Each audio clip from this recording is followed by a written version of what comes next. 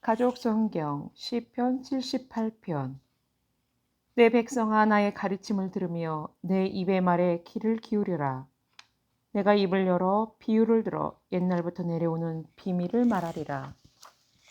이것은 우리가 들어서 이미 알고 있으며 우리 조상이 우리에게 전해준 것이다. 우리가 이것을 우리 자녀에게 숨기지 않고 다음 세대에 전하려 한다. 여호와의 위대하신 일들과 그분의 능력과 그분이 행하신 놀라운 일을, 여호와께서 증거를 야곱에게 세우시고 이스라엘을 위하여 율법을 정하셔서 우리 조상에게 그것을 자녀들에게 가르치라고 명령하셨다. 후손들, 장차 출생할 다음 세대들이 알고서 그들도 자기 자녀들에게 알려주려는 것이다.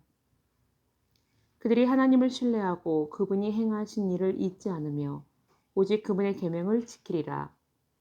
그들은 그 조상처럼 완고하고 거역하는 세대가 되지 않을 것이다. 그 세대는 마음이 하나님께 정직하지 못했고 주께 확실하지 못했다. 에브라임 자손은 활을 가졌으나 전쟁의 날에는 도망가고 말았다. 그들이 하나님과 맺은 언약을 지키지 않고 그분의 율법을 거절하며 그분이 보이신 기적, 여호와께서 행하신 일들을 잊었다. 그분은 그들의 조상이 지켜보는 가운데 기적을 행하셨다. 이집트 땅 소환들에서 바다를 갈라 물을 벽처럼 서게 하시고 그들이 지나가게 하셨다. 낮에는 구름으로 밤에는 불빛으로 인도하셨다. 광야에서 바위를 쪼개 바닷물처럼 흡족하게 마시게 하셨다. 또 바위에서 시내를 내셔서 강같이 흐르게 하셨다. 그러나 그들은 계속하여 하나님께 죄를 짓고 가장 높으신 분을 광야에서 거역하였다. 그들이 마음속에 하나님을 시험하여 자기들의 욕심대로 음식을 구하였다. 그들은 하나님을 대적하여 하나님이 광야에서 식탁을 차려줄 수 있을까? 그분이 바위를 쳐서 물이 솟아나게 하여 시내처럼 넘치게 하셨지만 자기 백성에게 과연 빵과 고기도 주실 수 있을까 하였다. 그러므로 여호와께서 들으시고 노하셨으며 야곱에 대하여 불이 붙이셨고 이스라엘에 대하여 진노하신 것은 그들이 하나님을 믿지 않고 그 구원을 의지하지 않았기 때문이다. 그러나 그분은 그의 위에 궁창에서 명령하여 하늘 문을 여시고 만나를 비같이 내려 하늘의 양식을 그들에게 주셨다. 사람이 천사의 떡을 먹었다. 그들에게 풍족하게 보내주셨다. 하늘에서 동풍이 일게 하시며 그분의 능력으로 남풍을 인도하셨다. 고기를 티끌같이 내려주셨고 새들이 바다의 모래처럼 많았다. 새들이 진영 한가운데 그들이 사는 곳에 떨어지게 하셨다. 그들이 먹고 배불렀다. 하나님이 그들에게 원하는 대로 주셨다. 그러나 그들의 탐욕을 버리지 못하고 아직 고기가 그들의 입속에 있을 때 하나님의 진노가 그들에게 임하셨다. 하나님이 그들 가운데 가장 건장한 자를 죽이시고 이스라엘의 청년들을 엎드러지게 하셨다. 이 모든 것을 보고도 그들은 계속 죄를 짓고 기적을 보고도 믿지 않았다. 하나님이 그날에 그들의 날을 헛되게 하셨으며 그들의 횟수를 공포 속에서 지내게 하셨다. 그들을 죽이실 때 그들은 그분을 찾았고 간절히 마음을 돌이켜 하나님을 찾았다. 하나님의 그들의 반석이시며 지극히 높으신 하나님께서 그들의 구원자이심을 기억하였다. 그러나 그들은 입으로만 말할 뿐이고 혀로는 거짓말을 하였다. 그들의 마음은 진실하지 않았으며 그와 맺은 언약도 믿지 않았다. 그런데도 그는 긍휼이 많으셔서 죄를 용서하시고 그들을 멸망시키지 않으셨다. 그분의 노여움을 억제하시고 그 노를 다 쏟지 않으셨다. 그들은 육체뿐이며 가면 다시 돌아오지 못하는 바람임을 기억하셨다.